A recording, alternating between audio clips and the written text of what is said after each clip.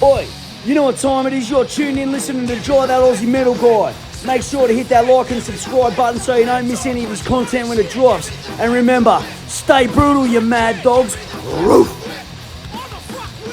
Hey, how you all going? It's Dry That Aussie Metal Guy here with Crank.com and with thatmetalstation.com. So tonight, wherever you are in the world, it is with great pleasure that I'm having a chat to the legendary drummer John Steele of the Almighty, The Animals, an old favourite of mine.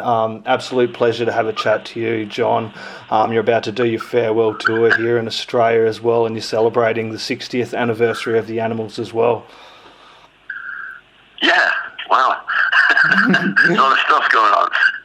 Certainly a lot of stuff going on. So how does that sit with you? You know what I mean? 60th anniversary of The Animals. I bet you it feels like just yesterday, but for you it's like a whole lifetime and a career, yeah? Yeah, indeed, yeah. I mean, you know, it was 60 years, 60 years right now, since the name of The Animals was attached to the band, but Eric Byrne and me started off in 1957 before that with various changes in lineup until it eventually became The Animals, you know, so it goes back even further than 60 years. Yeah, definitely. You did go around with the couple of names there, and The Animals kind of... How did that name come about? Because there was a couple of rumours about that, and one of them was that you had especially wild stage performances at that time, yeah? Yeah, that was the record company's PR. The real story is we played in a great club in Newcastle called the Club of Go-Go, and we were sort of resident band there. This was just before we left for London. This was 1963, and we played, as well as being the house band, we played support and to visiting guests, you know.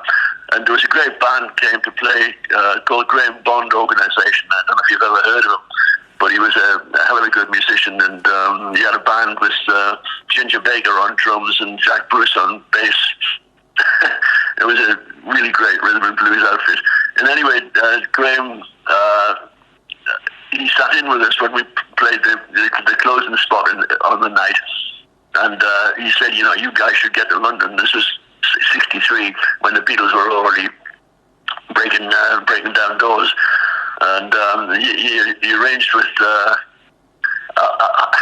the club manager, Mike Jeffrey, who became our manager and business manager. He said, you know, I can introduce you to people in London. And he did that. He arranged it. And Mike Jeffries went down to Smoke and met up with Ronan O'Reilly, who had a club in the West End called The Scene, who later started off the first pirate radio station, and also Georgia Gomorski, who was managing the Yardbirds at the time. And Mike came back, he says, right, we've got a good deal. You're going to swap gigs with the Yardbirds. They're going to come up and do your gigs. We're going to go down and do their gigs. And said, by the way, Graham suggested you need a better name than the Alan Price Rhythm and Blues combo, which is what we were called at the time, which was a very, very clumsy mouthful. And he suggested, why don't you call yourself The Animals? And that was it. He just came up with the name, and we said, well, four of us said, great. You know, Alan didn't think that was great, but that's the way it was. Yeah, and that's how we got be called The Animals. And the name definitely stuck, and you guys have built an amazing legacy, and you must notice it when you do play these shows and get overseas, and you kind of you'd see a broad range of people that you'd know yourself, the bands and the people that you've influenced, but going along to these shows, you'd see people from their young teenagers to, you know, older people, you know, like, you know, coming to these shows. Like myself, The Animals were a huge impact on me musically at that age, being a teenager, listening to them, and your music kind of really impacted me and built kind of the groundwork, along with another a lot of bands at that time, the kind of who I was as a person musically. So seeing that as a band through all the years must be a huge blowout for you, but a really cool thing to see, yeah? It is. It's amazing. It's great to see. So many people come. We usually do a bit of a chat after the show. Come, sign some merch and meet and greet. And so many times there's some guy will say that's the first song that I ever learned on my first guitar, House of the Rising Sun. And so many times we meet young guys in their teens and early 20s who are starting out with their own new band, who just want to check us out and see what hear the stuff played live that they've been listening to all their lives. It's really fantastic to have that kind of cross generation appreciation. And I've always said the thing about the Animals repertoire is that the music, the songs really stand up.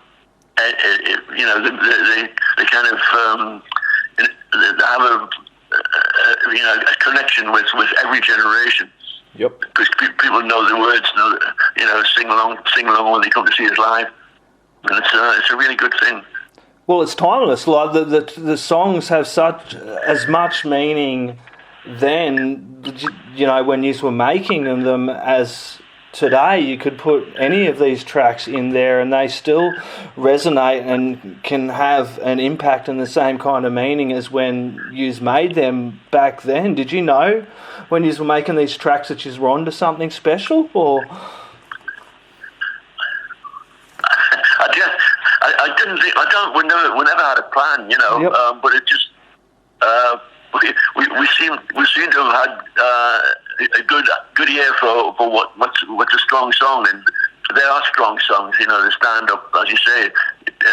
Every generation can connect with "It's My Life" and "We Got to Get Out of This Place," and bring it on home. Don't let me be misunderstood. They all have a. They all connect with whatever the generation, and so we get people from every age coming to see the band play these gigs live, these songs live. Yeah, you must be keen to get back to Australia. I know you've been here a whole heap of times, but you must be it must be a bittersweet kind of time to be coming over here for the farewell tour for Australia, kind of see the Aussie fans again as well. What's one of the things you've really loved about getting over here to Australia as well? Oh, it's I love playing in Australia because it's usually around this time of year, December, January, February, or whatever, when we've come over in the past, which is great because it's winter here in England and it's pretty miserable. So that's the first thing, the weather, and then there's the hospitality. Everybody's so friendly. The hospitality's great. The food's great. I like a glass of red wine, so there's some great red wine over here, that's for sure. So yeah, what's not to like? Yeah, and I think you're playing a show with Dragon as well and TMG while you're over here, yeah? Sorry, what? I think you are playing a show with Dragon while you are over here as well. That's a Aussie rock band there, classic one, Dragon. Dragon? Yeah. I think we got one on there, should be pretty good. What's that mean? That's a band you've got on support with you, one of the shows there. It's over in Doncaster. All right, okay. Yeah, pretty good band as well, so that's pretty good. So coming back to that, like some of the bands you've impacted, like I know the Animals covered some great bands and that in your career as well, but you've also had some amazing bands cover some of the tracks you've done. What's it like sitting back and seeing some of these bands, especially some of the heavier metal bands that you've had, an influence on in as well? Yeah, indeed. It's great. Well, the Angels did a great cover of Yep. "We Got to Get Out of This Place," didn't they? Yes, they did. And, so it's fantastic to feel that we've been such a inspiration or influence on so many different bands over the years. It's very, very rewarding, I think, and we never really realised at the time. You know, as I say, we never had a plan. We just did what seemed good to us at the time. Nobody at the time thought this was going to be still going on 60 years later. Yeah. Exactly, but looking back at that, you'd have some amazing memories. What are some of your best memories looking back on your career? You know, looking back on the 60th anniversary and looking, you know. Well, I mean, the House of Rising Sun was a real life changer, you know, and that was only our second single. The first single got a tickle in the charts, you know, and got us on TV and radio. But the House of Rising Sun just completely changed our lives. And I think when Eric and me and the other guys, when we were growing up, we were teenagers in the 50s. And then everything that inspired us seemed to be coming from America, you know, music, movies, books, just about everything that seemed cool to us came from across the Atlantic. So, and at the same time, in the 50s, nobody could afford to go to America unless you were pretty well off or a film star or something. So, you know, in 1964, suddenly we found ourselves jetting off to play our first gigs in America at Paramount Theatre in Times Square in the middle of Manhattan, and it was like a movie, you know. Yeah. We couldn't believe it. We were just working class Geordie boys from the northeast of England, and suddenly we were, you know, playing in what used to seem to us to be like another planet, you know. Yeah, different time as well. Also, like the record companies were a big part of the industry compared to now, where they still have that hold, but there's a lot more space for independent artists to kind of break out in the scene. Whereas then it was, I suppose, the record companies controlled a lot of where you were playing and what you were doing. Yeah. Oh, absolutely. Yeah. You know, the first thing that we came up with. When we landed in New York, the record company had made a deal with a British sports car manufacturer. The sports car was called the Triumph. The company was called Triumph, and this particular model was called the Tiger. So it was a Triumph Tiger. And the record company machinery went, "Oh, animals, tigers, okay." So when we got checked through and everything, we got 5 Triumph Tigers lined up, each of them with a stunning tall model dressed in a basque and a fishnet stockings with fake whiskers and a tail. And each of us got into a sports car with this wonderful looking sexy model and drove off towards the Manhattan skyline with a motorcycle escort. Oh, wow. I mean, how crazy is that? That is totally that's one of my fondest memories. That is so cool, like compared to now, whereas you know, they don't kind of have that hold. How do you sit now? You look at the state of the scene. What are some of the positives you see the way the music industry is, and maybe some of the negatives? You know what I mean, with the digital streaming and that. It's great that everyone can have access to your music sometimes, but I feel like artists are getting a raw deal as well. It always feels like, you know, back then it was the record companies, now it's the streaming platforms taking advantage of artists. It's, you know what I mean? How do you feel like seeing that? Or oh, it's weird. It's I mean, I don't pretend to try and keep up with everything that's going on. No. You know, it's I'm just not in there. But it seems almost it's a completely different industry now, isn't it? I mean, yeah. You know, I mean, somebody with a bit of talent and some technical know-how can record an album in a bedroom, you know, and if they know how to deal with it, they can you know, process it and put it out there without even being signed up to a record label. You know, it just seems weird to me, but that's the way it seems to happen.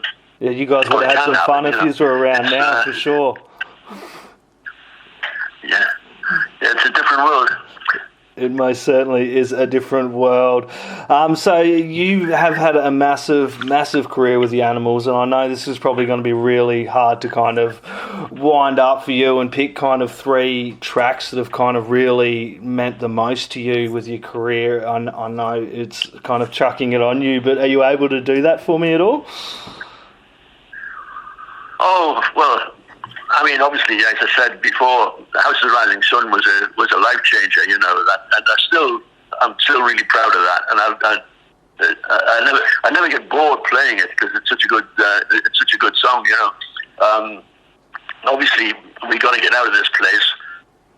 It's become a kind of an anthem. Every you know, young kids who are leaving school or leaving college or whatever the job, it's a song they sing, you know, and they'll know the words.